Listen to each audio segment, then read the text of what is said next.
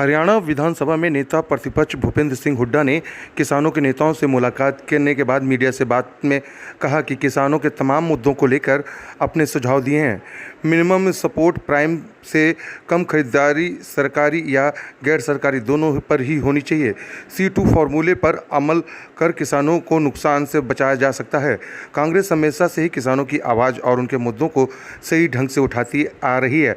हम कांग्रेस के चिंतन शिविर में आज मेरे सामने रखी गई है, जो मांगे उनको भी पुरजोर तरीके से रखूंगा और किसानों के मुद्दों को समाधान के लिए कांग्रेस हर संभव प्रयास करेगी और हर समस्या का समाधान बातचीत से नहीं निकल सकता तो उस पर जो भी करना होगा वो भी आगे किया जाएगा। R100 न्यूज़ की तमाम खबरों को देखने के लिए हमारे YouTube चैनल को सब्सक्राइब करें और ताज़ा तरीन खबरों को पढ़ने के लिए हमारी वेबसाइट पर विजिट करें। देखिए, किसान एक साल तक दिल्ली के बॉर्डर पे बैठे रहे। जो कानून लाए थे उन्होंने कहा था ये किसानों के हित में नहीं। और मैंने भी कहा था जब वो 3 ऑर्डिनेंस ही आए थे उस समय भी मैंने कहा था अगर 3 ही ऑर्डिनेंस लाते हैं जो आज बात हुई है और चौथा ऑर्डिनेंस और ले आए कि कोई भी MSP से कम खरीदता है तो उसके लिए सजा का प्रावधान होना चाहिए। तो यही मतलब है जैसे MSP की गारंटी और MSP चाहे मंडी में खरीदे सरकारी खरीद हो या कोई प्राइवेट खरीद हो उससे कोई कम ना खरीद सके। ये इनकी है। और बहुत सारी बातें हैं जो विचार हुआ है जैसे इंपोर्ट एक्सपोर्ट पे किसान के जो इंपोर्ट एक्सपोर्ट की पॉलिसी हो वो किसान को अहित ना करे। किसान का कई दफ़ा होता है भाई एक्सपोर्ट कर दिया, एक्सपोर्ट की ज़रूरत है तो एक्सपोर्ट की ज़रूरत है, एक्सपोर्ट नहीं करते हैं तो डिस्ट्रेस सेल किसान करनी पड़ती है। इंपोर्ट की जरूरत है, जबरदस्ती इंपोर्ट हो जाती है तो डिस्ट्रेस सेल करनी पड़ती है। ऐसी स्थिति नहीं होनी चाहिए। इस प्रकार बहुत सारे मुद्दे हैं क्योंकि शिविर में मैं कन्वीनर हूँ और हमारे अखिलेश जी हमारे साथ सदस्य हैं, ये प्रमुख सदस्य हैं और तो इनका सबका जो मैं आभार व्यक्त करता हूँ जो ये आए हैं, इन्होंने अपने सुझाव दिए हैं और बड़ी मजबूती से इन्होंने किसानों की बात रखी है। सर आपने विजन पर भी बहुत सारी स्टेटों से आए हैं, तमिलनाडु से भी आए हैं, कर्नाटक से भी आए हैं, पंजाब से भी आए हैं, उत्तराखंड से भी आए हैं, दिल्ली से भी आए हैं, हरियाणा से मुख्य स्टेटों से आए हैं जो किसान नेता। मैं इनका सबका आभारी हूँ जो इन्होंने आया। और कोई देखे ना कोई तमिलनाडु से आए चल के सिर्फ इतना उनको किसानों की बात से वो है तो मैं इन सबका आभारी हूँ। और ये बात हम जो आपने कॉन्सेप्ट पेपर करेंगे डिस्कशन के लिए जाएगा शिविर में उसमें हम बात आपके विजन आप उसको लीड कर रहे थे। अब चिंतन शिविर होना है, बहुत सारे मुद्दे ऐड भी हो गए चाहे वो MSP का या बाकी चीजों में। शिविर में क्या थोड़ा सा वो जो ड्राफ्ट आ रहा था उसको लेकर आगे बढ़ेगी उसमें भी जो बहुत सारे मुद्दे यही थे जैसे युद्धवीर जी ने कहा C2 की फार्मूला जो है MSP का करने क्या C2 का मतलब ये है चमक रहा है पूरा रेंटल प्लस 50% रिफ्लेक्शन पे। हाँ, वो तो अब है। तो हमारा तो ये है भाई पहले C2 लागू करवाएं, C3 की बाद में बात करें। तो C2 फार्मूला ही एक ऐसा है जो सस्टेनेबल एग्रीकल्चर इनकम बना सकता है। तो ये है। और जैसे पानी की बात कही, ये आपकी इंपोर्ट ड्यूटी की बात कही, अलग अलग स्टेटों ने अपने अपने इन्होंने कर्नाटक से जैसे इन्हें रखी जो ट्रांसमिशन लाइंस जो ये हाई टेंशन वायर लगाते हैं, खंभे लगाते हैं, उसमें कंपनसेशन भी देते हैं। लैंड कंपनसेशन की बात कही जो कि बहुत मजबूत बना था, बैंक कर्जा बहुत मजबूत बना था और अब स्टेट्स को देके बहुत ज़्यादा वीक हो गया जैसे हरियाणा में लैंड कंपनसेशन। इसी प्रकार जो है इंडेप्टनेस की बात बताई, बैंकिंग क्या होना चाहिए। कर्जा कई जगह ऐसा करते हैं एक बार कर्जा ले लिया वापस कर दिया, डिफ़ॉल्ट हो गया तो दोबारा कर्जा नहीं मिलेगा। बहुत सारी त्रुटियाँ हैं जो सारी बात काफ़ी देर में डिस्कशन हुई है और ये सारी बात जो हम कॉन्सेप्ट पेपर में रखेंगे डिस्कशन के बाद एक अपना पार्टी की तरफ से पेपर हम जारी करेंगे। और मैं इनका सबका आभारी हूँ और आप लोगों का भी धन्यवाद। अपनी बात रखी, बैंकिंग वाले मसले पे भी अपनी बात रखी, ये सारी चीजें। ठीक है साहब, सरकार के साथ जो बातचीत थी आपने कहा कि विपक्ष से बातचीत कर रहे हैं, लेकिन क्या सरकार के साथ पूरी बातचीत अब टूट चुकी है? इलेक्शन भी हो चुके हैं, वो भी जा चुकी है, वो भी चलेगी बातचीत। उन्होंने भी MSP पे 3 लोगों के नाम मांगे, 3-4 लोगों के, तो उस पर भी हम कर रहे हैं कि कब तक उनको देने हैं। तो कोई भाई हाउस में जब ये लोग इकट्ठे दोनों रहते हैं तो हमें भी मिलने का सबसे अधिकार है ना। हम सब लोगों से मिलते हैं, हर स्टेट के मुख्यमंत्री से हम मिलते हैं। इसे मिलना ठीक है। मेरा सवाल ये था कि बहुत लंबे समय सर लंबे समय से वो बातचीत का हमें अपडेट नहीं है। वो अपडेट हमें दे दीजिए कि जो तमाम कमेटियां बनी थी उसमें कुछ वो हुआ। अभी कमेटी नहीं बनी, अभी एमएसपी पे कमेटी पे नाम मांगे हैं तो हम उनको नाम जल्दी उनको नाम देंगे लोग। तो आपकी बात हुई, एक मिनट, टिकैत साहब आपकी बात हुई, हुड्डा साहब थे, बाकी लोग थे, तो उनकी तरफ से क्या कहा गया? चिंतन शिविर में आपकी मांगों को बात जो है वो रखेंगे और अपने एजेंडे में लेकर आएंगे, क्योंकि हुड्डा साहब को एग्रीकल्चर कमेटी के इनको अध्यक्ष उन्होंने बनाया है और इनसे एग्रीकल्चर के बारे में इनको अपना पूरा ड्राफ्ट रखना है।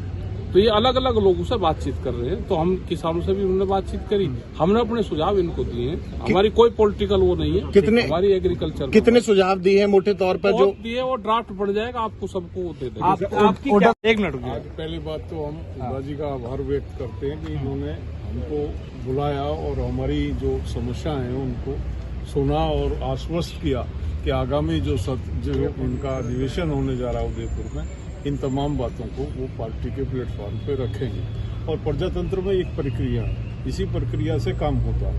आप अपनी बात को जब तक पहुंचाओगे नहीं, सत्ता पक्ष में विपक्ष में सबकी मदद की हमको आवश्यकता होती है और तभी हम अपनी बात को ऊपर तक ले जा पाते हैं। तो आज उसी प्रक्रिया में हमने अपनी जो भी बातें थी, जो हमारे ग्रीवेंसेस से, जैसे सबसे शुरुआत हमने वहीं से की, जो हुड्डा साहब की एक कमेटी थी 2009 में जिसकी रिपोर्ट थी, और 2014 में जिसको बेस बना के बीजेपी ने चुनाव लड़ा था, C2+50, मतलब क्लियर मेंशन था, वो आपकी रिकमेंडेशन थी।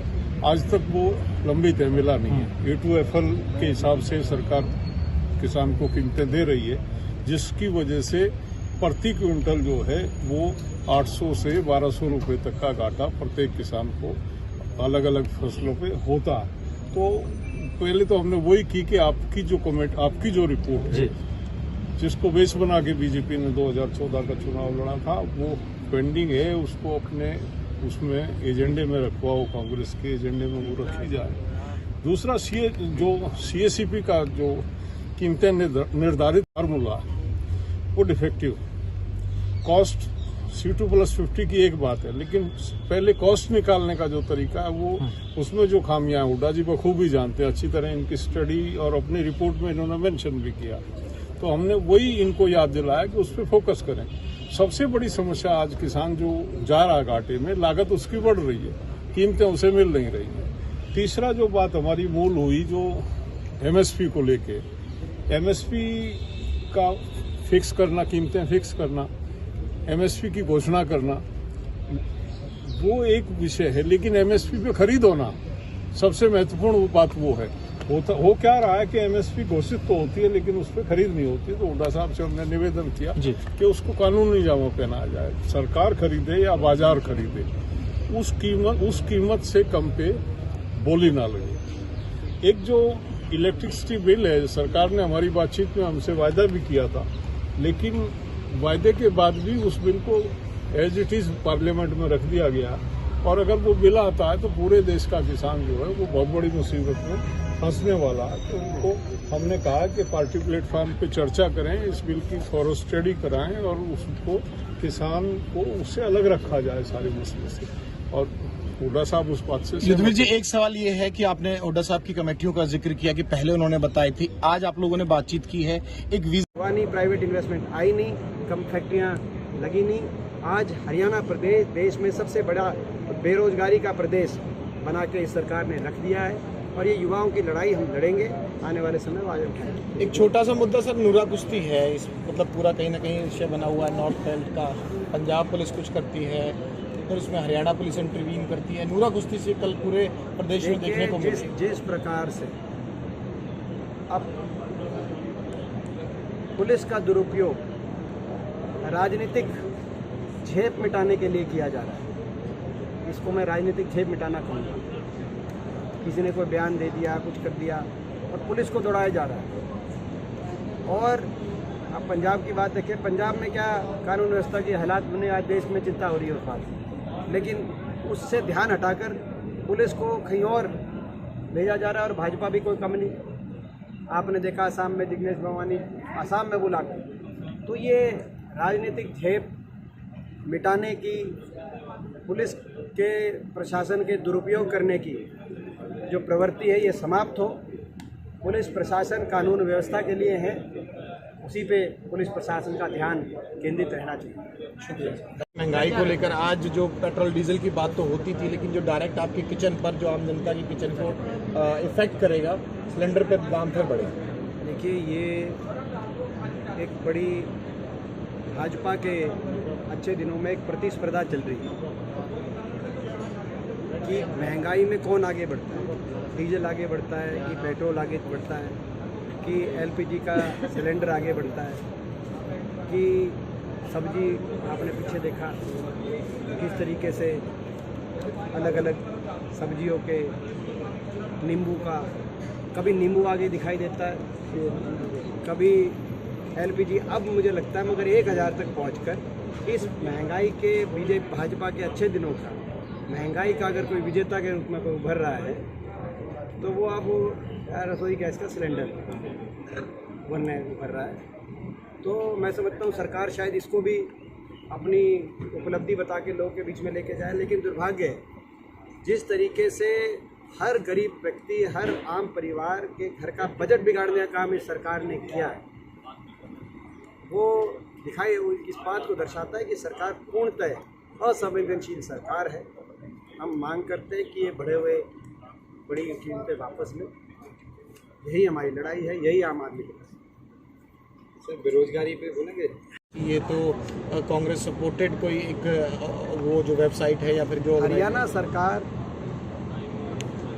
की मुख्य प्रमुख उपलब्धि प्रदेश में ये रही है कि आज हरियाणा प्रदेश को बेरोजगारी में देश में नंबर 1, अपराध में देश में नंबर 1, महंगाई में देश में नंबर 1, वैट सबसे कम था हरियाणा में, डीजल पेट्रोल सबसे सस्ता था जब हुड्डा सरकार थी कांग्रेस पार्टी की। आज सबसे ज़्यादा वैट, महंगाई में नंबर 1, बिजली कट में देश में नंबर 1, और बेरोजगारी में तो पिछले 2.5-3 साल से नंबर 1 CMI के हर महीने प्रकाशित होने वाले आंकड़ों में हरियाणा नंबर 1 आ रहा है। दुर्भाग्य की बात यह है कि मुख्यमंत्री जी आंख बंद बीचने का काम कर रहे हैं, इन आंकड़ों पर ही प्रश्न उठा लेते हैं। लेकिन सच्चाई ये वही आंकड़े हैं जिनको लेके भाजपा ने उत्तर प्रदेश में अपने कैंपेन में योगी सरकार ने इश्तिहार छापे और अपने भाषणों में कहा कि CMI के अनुसार 5% बेरोजगारी घटी उत्तर प्रदेश में। लेकिन उसी CMI अगर वो जमुना पार उत्तर प्रदेश में वो CMI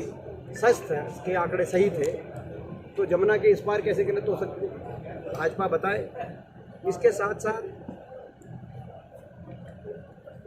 सरकार कैसे जिम्मेदार है, हरियाणा के अंदर एक के बाद एक भर्ती घोटाला, लगभग 20 से ज़्यादा भर्ती घोटाले सामने आ चुके। इम्तिहान पेपर लीक के बाद HPSC और SSC के जो सरकार द्वारा नियुक्त सदस्य हैं और जो अधिकारी हैं, उनके घरों में करोड़ों रुपए की बरामदगी हो रही है।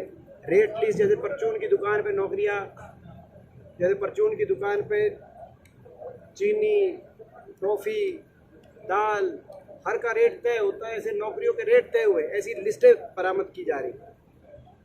सरकारी भर्ती हो नहीं पाई, यहाँ तक कि फ़ौज की भर्ती पिछले 3 साल से हो नहीं पाई। हरियाणा में बहुत बड़ी तादाद में नौजवान फ़ौज में जाते थे। पीछे एक हमारे नौजवान ने तालू गाँव के आत्महत्या भी करी, ये लिख के कि अगले जीवन में मैं कम से कम फ़ौज में भर्ती होकर देश की सेवा करना चाहता हूँ। उनका भी मजाक उड़ाया गया मुख्यमंत्री जी द्वारा।